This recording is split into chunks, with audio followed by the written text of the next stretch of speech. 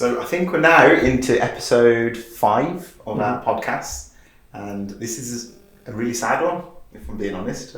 Wasn't looking forward to doing it, but I think it's a nice way to end your journey with Abbey House Dental. So we're here with Dr. Milan Krstic. He joined Abbey House Dental in 2021. It does feel like a lot longer to me. When you told me it was 2021, I was thinking, no, you've been here 10 years, haven't you? And you joined straight from your vocational training after university and started at Stone, 9 Abbey Street. So tell us a little bit about your training and what led you to come to Abbey House Dental. So I went to uni in Birmingham, where quite a few of the staff that worked at Birmingham also worked here, and I remember still speaking to them at uni, and they'd all talk about the practice and like it's high end, and that was always like a very aspirational thing at uni. And I remember being in like my foundation year, and Satnam who works here, like I'd still speak to him quite a bit, and I was just on the phone to him one day, and I don't actually know if I've told you this. He asked me, like, what are your plans for, like, when you finish your foundation year? And I, like, cockily said to him, like, any jobs going at your practice? Just as, like, a complete joke. Like, there's no way they'll take me kind of thing. And he just literally messaged me to say, I'll ask. And then you added me on WhatsApp and messaged me, like, 2 minutes later, being like, do you want to join? So I started at that stage, and then obviously finished my foundation year, and then joined here. I remember having that conversation with Satnam, and he was really excited to introduce you to the practice. He just thought this guy is going to be amazing, because Satnam only recommends good clinicians to us, and we've had quite a few clinicians from Satnam. And then when we interviewed you and asked you, I said, because you were working in Leicester, and then you're from Birmingham, aren't you? So I said, so why are you moving to Staffordshire? So what made you move to Staffordshire? And I was just in shock, because you were saying, I don't know anyone in Stafford, and I'm just moving to join the practice. Was it purely just Satnam then that really encouraged it? There was. Did I sell it a bit better when you came? I was sold before. Honestly, because back then it was Satnam, Prav, Zara that worked at the practice, and all three of them did like a lot of like the undergrad teaching, so I had a lot of time with them, and I thought, like, if this is their practice that they've like worked so hard to get into, then clearly it's worth like coming to. And I guess I was in the position of like, if I was ever going to move somewhere new and try it, like, why not? And it was a good enough practice to warrant moving to Staffordshire. And when you joined us, it was September, wasn't it? And you were 5 days with us, NHS dentist, surgery 4 in 9 Abbey Street. That's where most of your patients remember you from, because you were there for a number of years. And quite quickly, early on, you could see that you, if I'm being honest, you're a bit of a geek. You really love dentistry. You were passionate about everything. I asked you, is it time you did the sedation course? And you had done all the lectures before we'd even started anything, and you went straight into it, didn't you? So tell me about your first year, then because you did a lot of training in that first year. I guess, like, I never just wanted to be like an average dentist. Like, I think it was such a hard like job of getting into university and then getting through university that I didn't just want that to be the end of it. I thought, like, I've put all this effort into doing it, like, I want to do it properly and get the most out of it and be able to offer the most to my patients, and not just do like simple things. And I think being in the sort of practice of having like the mentorship and the guidance and like the whole specialist team and everything, that you almost get everything handed to you. So I feel like you'd be silly not to take it up. So sedation was the first thing that you recommended. You recommended the course, and I did that before I even started, and then it was a case of getting the cases.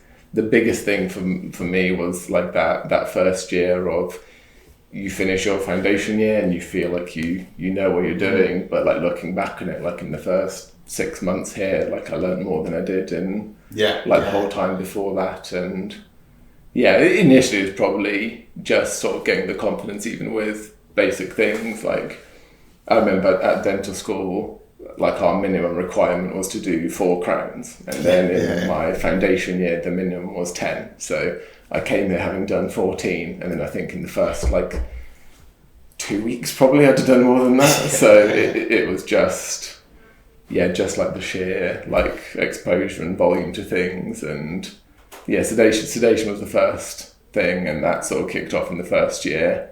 I finished that quite quickly. And I think after that we did the restorative training for implants, didn't we?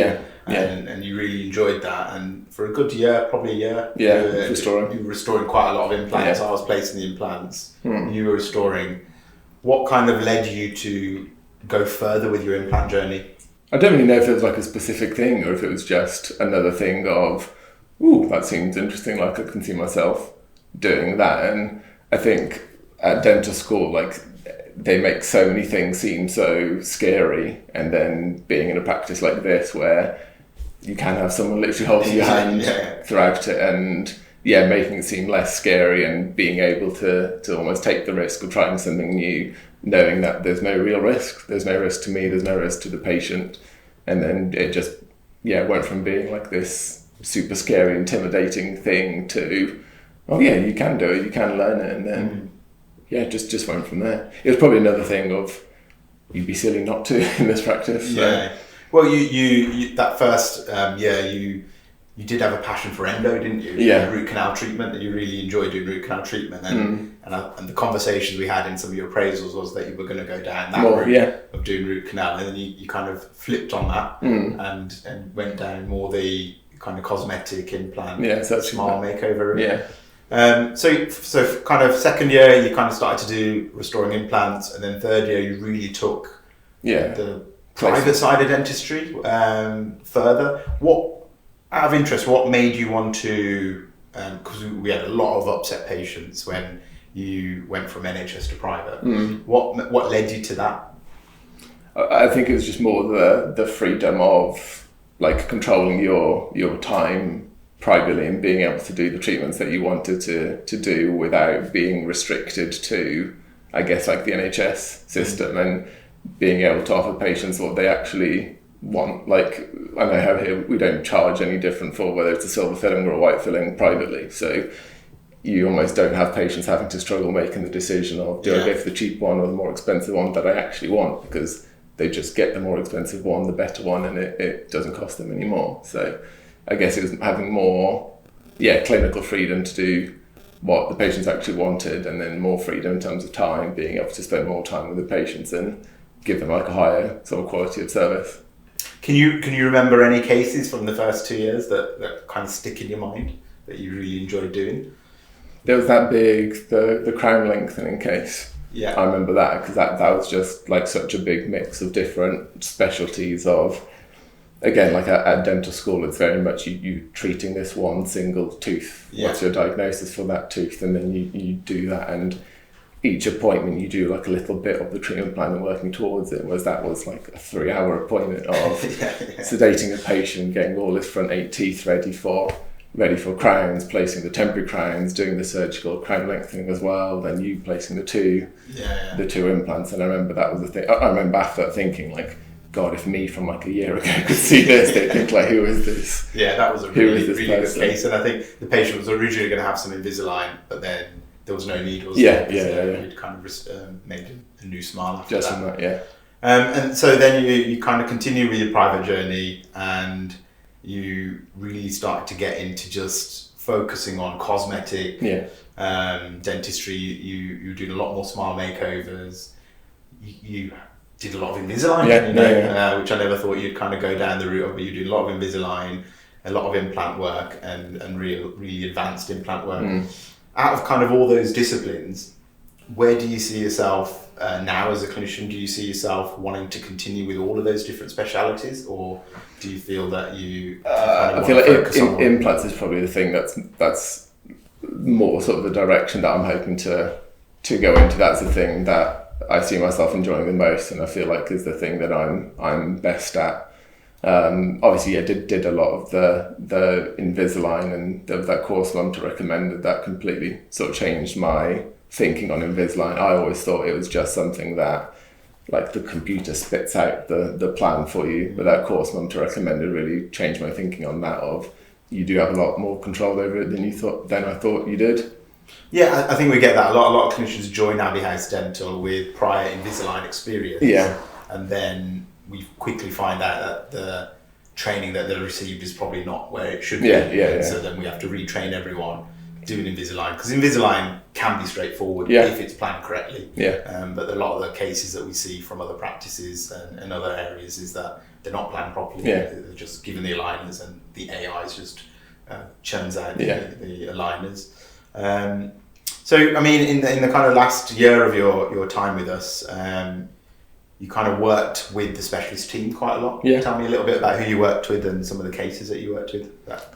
Main person has probably been Satnam and Nick, being like the two people that do like the sort of the complex root canals in the practice of almost me doing the restorative side of things, of whether it's the crowns or the crowns lengthening or the surgical side of things, and then them finishing off the root canals, or Satnam doing like the super complex restorative stuff that being able to do it that way. There's obviously the oral surgery team that help with like the complex extractions of I feel like lower wisdom teeth surgical. That's like the only thing that I haven't done yet, because it's not something that's really ever interested me. So it's always been nice knowing that everything gets sorted in-house, and you're not having to send the patient somewhere else, and you know that they'll be here and they'll be looked after and it'll be done.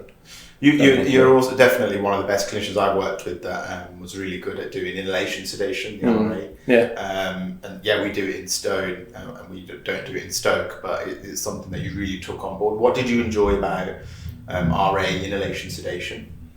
I think there's almost, I guess, like a preconception of it being something for kids. And I know a lot of women that had it during labour that don't think like it does anything that special, and then realising like it does actually really, really work. And like there's a lot of people that it does really, really work for. And I think it's something that as a clinician, like it's a lot easier than IV sedation. You literally just stick it on the nose and that's it, and you can quickly flick it and up and down. Well, I've always said to you, it's very much underutilised in this country, definitely. In America, and you know, you're going to Australia. Tell me a little bit about the RA there that they do. Yeah, it's a lot more common in Australia. So here you have to do special training afterwards. After graduation, you need to be able to do sedation, even RA sedation. But in Australia, it's something that they're taught at university, and it's offered a lot more routinely. So like the surgeries literally have it plumbed in, so you don't have to bring in like special equipment. It's such a like everyday, most patients sort of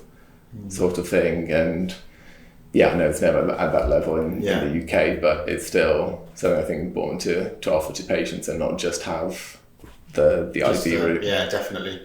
And you did quite a few cases with the anaesthetist, didn't you? Medasa. How was that working with an anaesthetist at the practice? Yeah, that was another like sitting there and thinking, oh, I can't believe I'm actually doing this. Like working alongside like a consultant anaesthetist. Like it felt a bit surreal, but it was just like another part of, obviously we're limited by what sedations we can offer to some patients, whereas as a consultant that can obviously push it to the next level, and I guess be able to offer something that no other practice really can offer in the area. So it was just it felt like you were part of a much bigger team than rather than just a dentist. Like you've now turned into like part of the medical team. And there's that one case with remember it was a Prof Jag.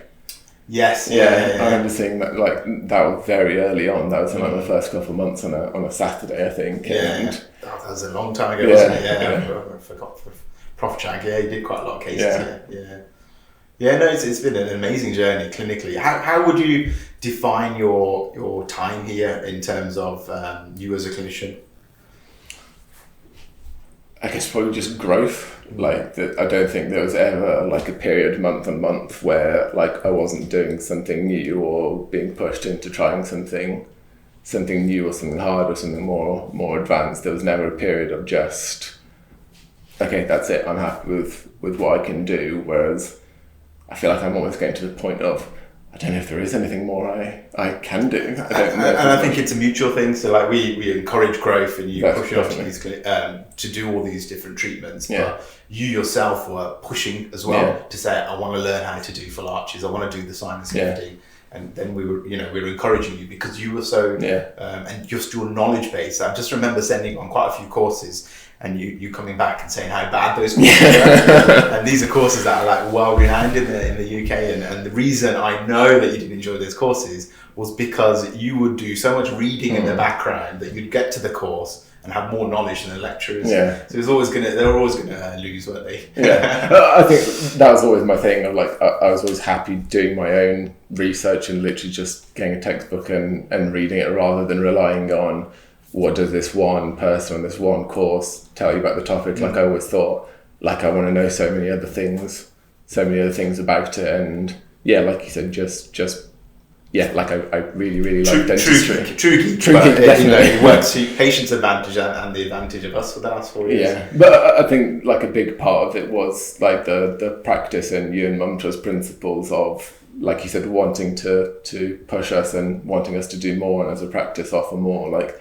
I know people that I studied with where they say like, oh, my principal, he doesn't want me to offer this, he doesn't want me to do crowns or anything advanced. What do you think that formula is then for Abbey House Dental? Why do you think we've grown so much? Is it do you feel it's the mentorship that you've got someone there, or do you feel it's really the ethos of the practice? What do you think has led you? Because you've only been with us 4 years, and you've only been qualified 5 years, and you're pretty much doing all specialist work. I'd say your day-to-day dentistry is specialist work. So in a 5-year period, what has led you to that commission? I think just being in a practice where so many other people are doing it. Like, I'm definitely not the only one doing everything. There's got to be at least, I don't know, a lot of us that do that. There's no dentist here that just does simple stuff. I think I don't know how you manage it, but I think everyone does just want to push themselves. And being in a practice where everyone's doing it, and it's the norm for everyone to do everything and everyone want to push themselves, and we are all pretty geeky, I'll be honest. Yeah. I don't think there's anyone that like wouldn't enjoy a conversation about it. Being in that, surrounded by those sort of people, having the mentorship that you can, if you don't know something, if someone else doesn't know something, there's definitely someone in the practice who does know it. And again, I guess the geeky side of, we all want to teach someone else. Like, it's such a nice feeling. I'm calling you a geek, but we all know. The number of clinician meetings we have on a regular basis, implants, sedation, we know we're always talking about cases. In fact, every day we're talking about different cases and how to kind of strategize it. So this is, it's coming to the end in terms of your journey with Abbey House Dental. I'm very sad about it. So what led you to the decision of moving to Australia? And tell us about the new position in Australia. Yeah, so a big thing was when my wife and I went on holiday a year and a half ago, and we went and we did like a big road trip around America, and we went on like loads of hikes and stuff, and like really nice sights and such nice weather. And then we came back from that, and I remember we landed in Heathrow, and it was chucking it down with rain. Everything was gloomy and horrible, and we're both really outdoorsy people, but not outdoorsy enough to go do stuff in the rain and in the mud. So we found ourselves like a lot of evenings and a lot of weekends just sort of sitting around not doing anything, and like I feel like just wasting so much time. And I feel like there's a big thing of like living for holidays, and we'd always have to be like, when's our next holiday in 4 months' time? And it's like, I want to be doing more stuff with my evenings and weekends rather than just sitting in front of Netflix or something like that, and just wasting away, I guess. So the biggest thing was I live in Stafford. You used to live in Stafford, I guess. We all, quite a few of us in the practice live in Stafford. We enjoy living in Stafford. You are limited in what you can do, depending on the weather.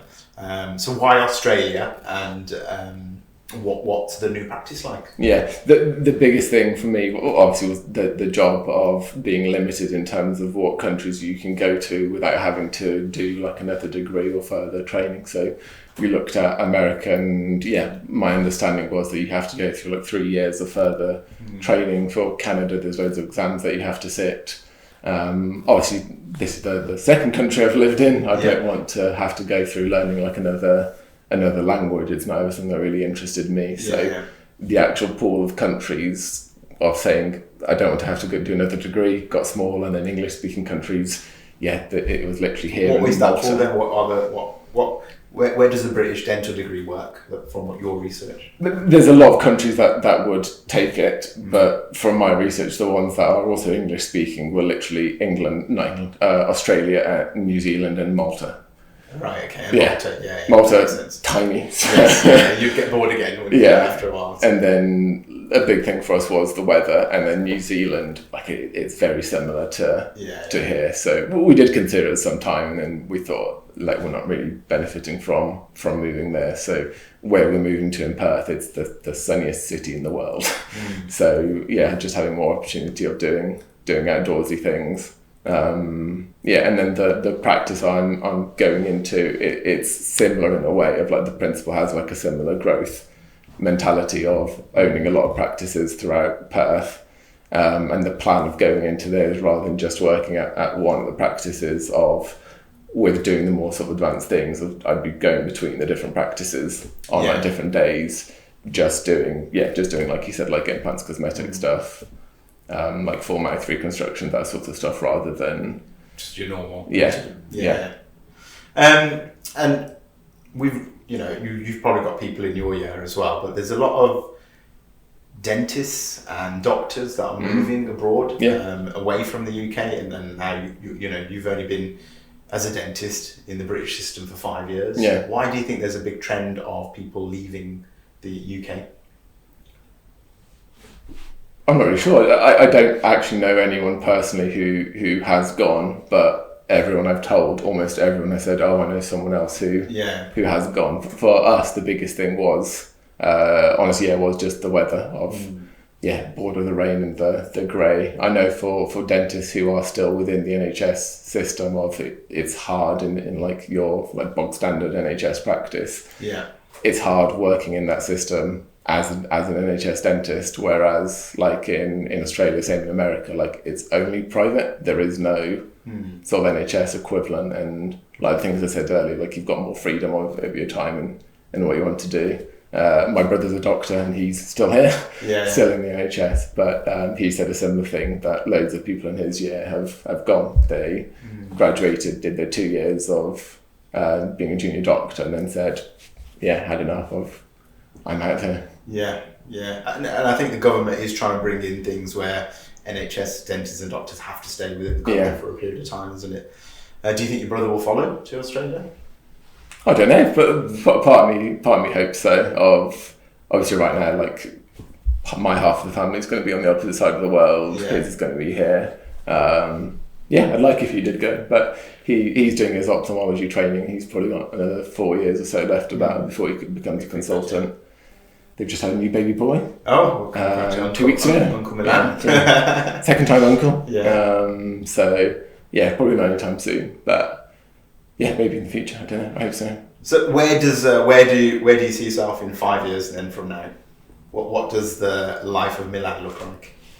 Hopefully on a beach somewhere. I don't know. I'm not someone who, I don't really look that far ahead for me. It's just the next thing of this Friday, moving and settling down and making friends, figuring out a new city, that sort of stuff. I don't really have a 5-year plan, to be honest. I'm not sure. So you don't think we're going to have an Abbey House Dental Perth coming soon? I mean, if you want to, more than have to carry working for you. Well, that's what I was hoping. Now that you're working there and you're trained by us, I want to get a branch out. Definitely.